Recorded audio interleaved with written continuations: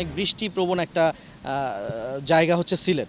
তো আমাদের জন্য যেরকম চোরাচালানের ক্ষেত্রে যেটা হয় যে এই ধরনের প্রাকৃতিক দুর্যোগ বা এই দুর্যোগপূর্ণ আবহাওয়াটাকে তারা আবার একটু ফেভারে নেওয়ার চেষ্টা করে, যে ওই সময়টাতে তারা মনে করে যে আমরা হয়তো বা বিজিবি বা অন্যান্য যারা আইনশৃঙ্খলা বাহিনী আছি তারা হয়তো বা ওরকমভাবে আমরা টহল কার্যক্রম পরিচালনা করতে পারবো না।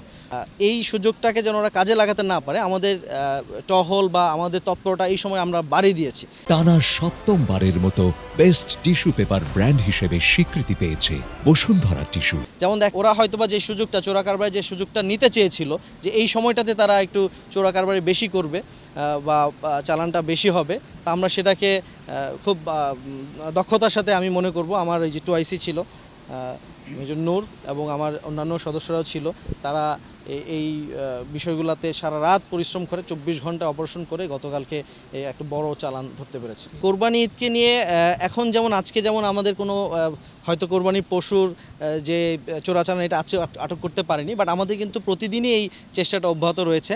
আমরা কিছুদিন আগেও একটা বড় চালান কোরবানি ঈদকে কেন্দ্র করে আমাদের একটু আনকমন একটা আইটেম আমরা পেয়েছিলাম, এটা ছিল দুম্বা। তো অনেকগুলো দুম্বা এবং ভারতীয় অনেক বড় বড় রাম ছাগল ওগুলো আমরা আটক করেছি এবং প্রতিনিয়তই আমাদের প্রত্যেকটা ক্যাম্পেই দেখা যাচ্ছে যে এরকম চোরাচালানি বিভিন্ন পশু এগুলো আমরা আটক করছি।